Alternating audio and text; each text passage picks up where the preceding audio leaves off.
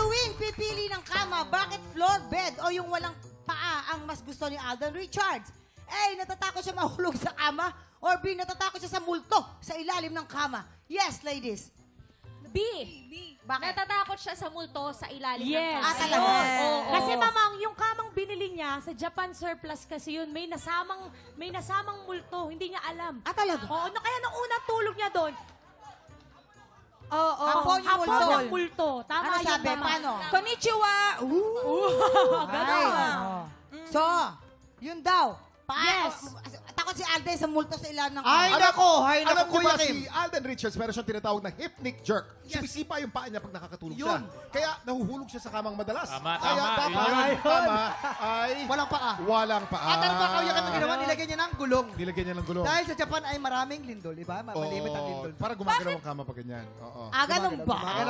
Gumagalaw. Hindi naman siya nakatira sa Japan. ba't ada? Oo. Mali!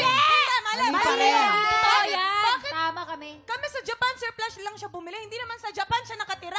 Kaya, Dati doon siya nakatira. Taga dito si Alden, siya nga yung host ng ano. Kaya sa mo na. floor. Parang, si Hailey parang galit na galit. Okay. Ayoko, Ganito na yan. Para magkaalaman na sasagot na si Sus. Ano ang magiging sagot mo dyan? Natatakot siyang mahulog sa kama? Or B. Natatakot siya sa multo sa ilalim ng kama? Mumultuhin ka ng Japanese. Bahala. Uy, grabe, nanakot. Siyempre, maniniwala ako sa mga Kay Kuya idol Kim. natin. Kay Kuya Kim. Kay Kuya Kim. Diba?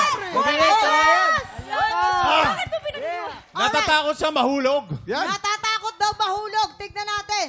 Kabog or sabog in 5, 4, 3, 2, 1. Ayan tuloy! Sabi ko sa'yo, lagi mo tama. Ayan tuloy! Ayan tuloy! Siya yung naging multo!